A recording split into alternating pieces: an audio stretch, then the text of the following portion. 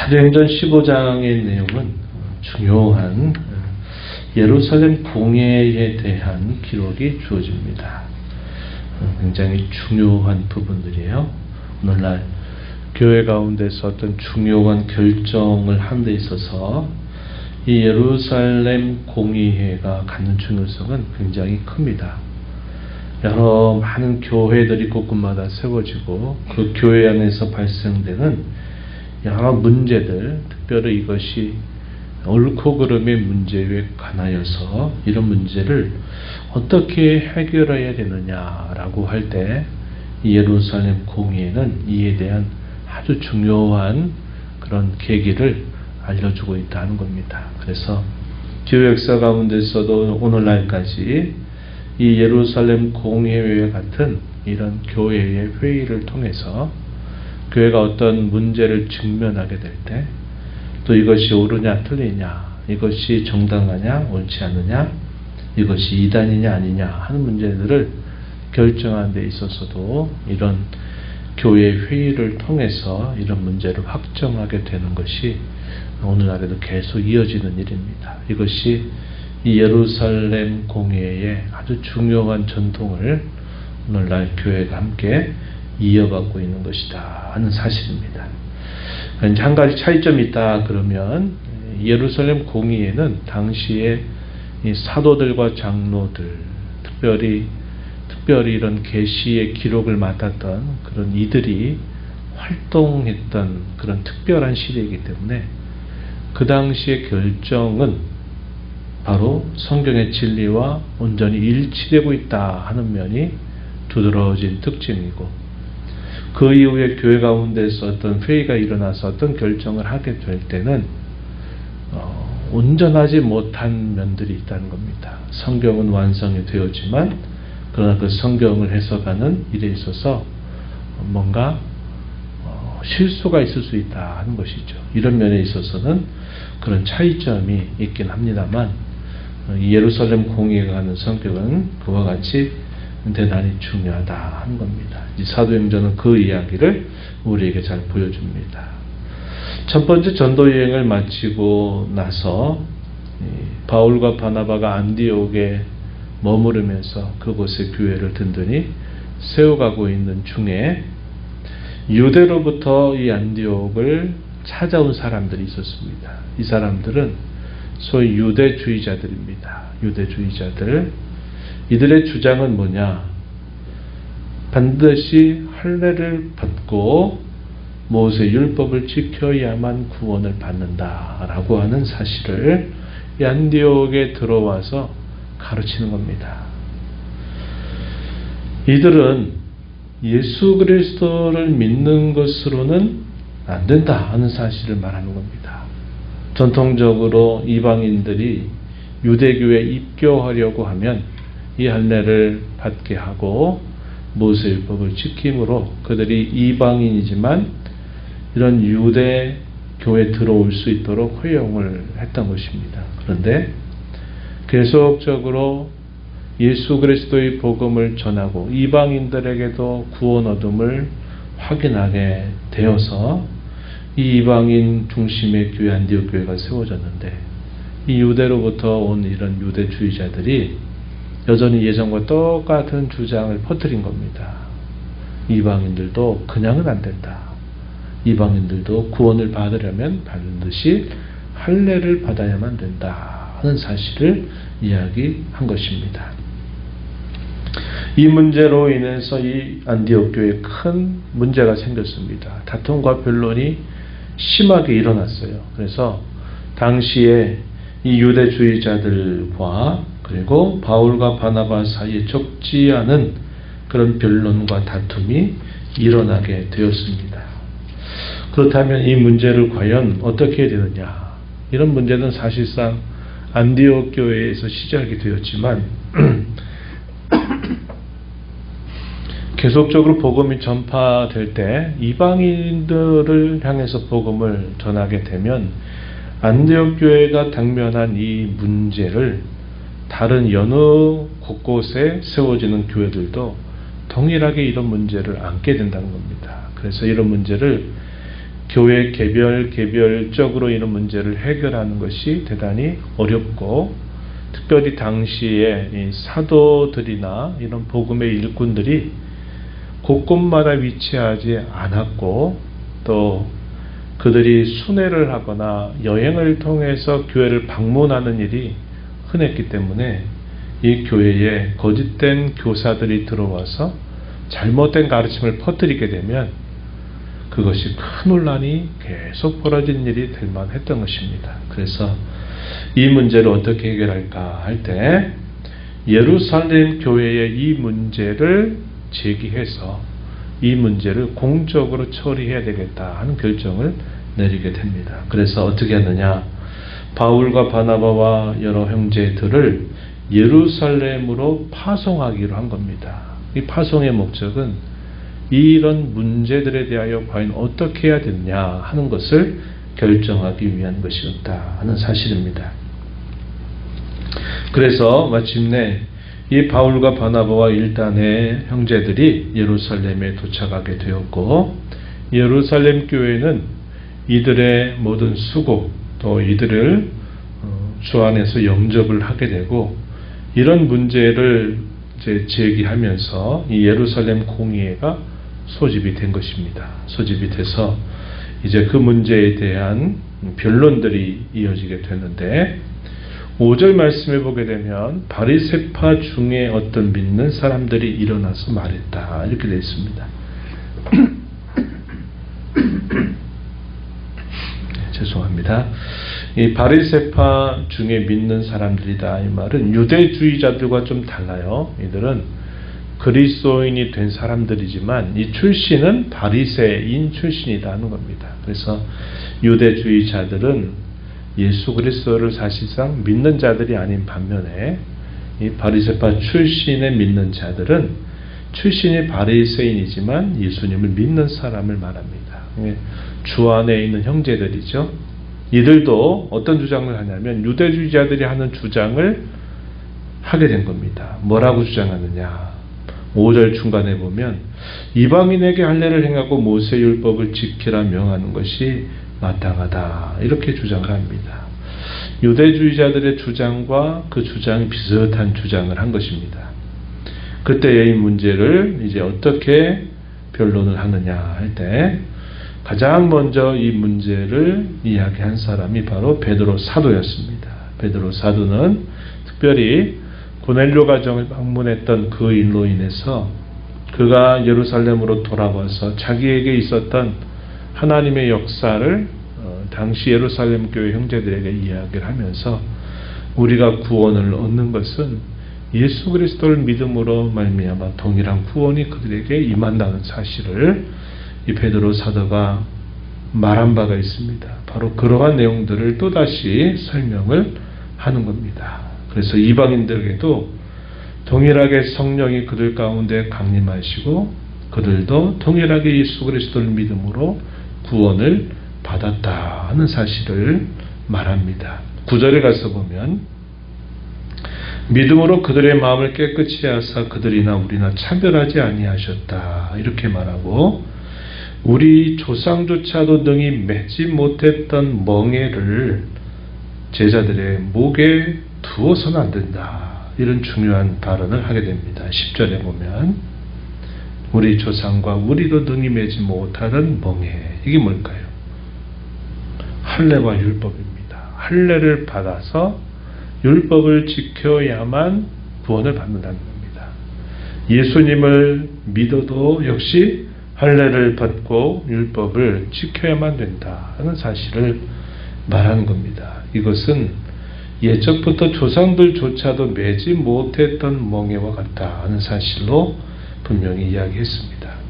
그러나 11절에 우리는 그들이 우리와 동일하게 주 예수의 은혜로 구원받는 줄을 믿노라. 베드로 사도가 아주 중요한 발언을 했습니다. 그런 다음에 이제 누가 이제 이어서 변론을 하냐면 바울과 바나바가 이방 땅으로 다니면서 복음을 전하면서 이방인 가운데 행해졌던 많은 표적과 기사들에 대해서 예루살렘 그 공의회에서 보고를 하게 됩니다.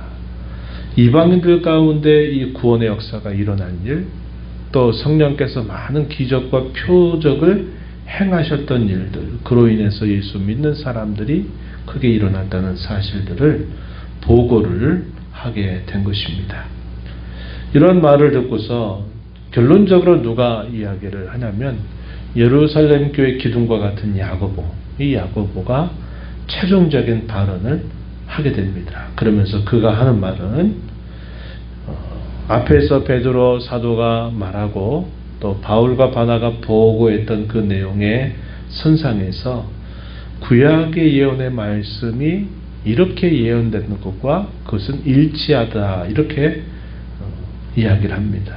이 내용이 우리가 읽은 본문 15절부터 18절까지 소개되고 있는데 어디에 소개된 말씀이냐? 아모스 9장 11절 12절에 소개되어 있는 이 말씀을 당시에 이 야고보가 이 말씀을 설명하면서 이렇게 된 것은 이미 구약의 선지자를 통해서 예언했던 말씀과 동일한 것이다, 이렇게 결론적인 언급을 하게 됩니다. 그러면서 이 야고보의 제안이 뭐냐면 마지막에 이런 표현들을 했어요. 19절 이하로 설명하기를, 그러므로 내 의견에는 이방인 중에서 하나님께로 돌아오는 자들을 괴롭게 하지 말고, 이게 무슨 말일까요? 할례를 받게 하고 모세율법을 지키라고 하는 이러한 일들을 하지 말고, 20절 다만 우상의 더러운 것과 음행과 목매어 죽인 것과 피를 멀리하라고 편지하는 것이 옳으니. 그 이유는 21절 예로부터 각성에서 모세를 전하는 자가 있어 안식일마다 회당에서 그 글을 읽기 때문이다, 이렇게 말합니다. 여전히 회당을 중심으로 많은 디아스포라 유대인들뿐만 아니라 이방인 개종자들이 회당에서 계속 예배를 하면서 이 모세 율법을 읽고 있는데, 이러한 것들조차도 우리가 무시하고 그것을 멀리하게 된다면 계속적으로 교회 가운데 혼란이 벌어지게 될 것이다 하는 겁니다. 그래서 이런 것들은 이방인들이라도 금하게 하도록 하되 이방인들에게 할례를 받고 율법을 지키게 함으로 구원받는다라고 해서는 안 된다, 이렇게 최종적인 제안을 하게 된 것입니다. 이에 대해서 어떻게 여겼느냐? 이것을 옳게 여긴 겁니다. 그래서 22절 이하에 보면 사도와 장로와 온 교회가 사람들을 택해서 당시에 바울과 바나바와 함께 중요한 인물을 그곳에 보냅니다. 근데 이들에게 편지를 동봉해서 보냈는데 이것을 전달한 사람이 누구냐? 유다와 실라라고 하는 인물이었습니다.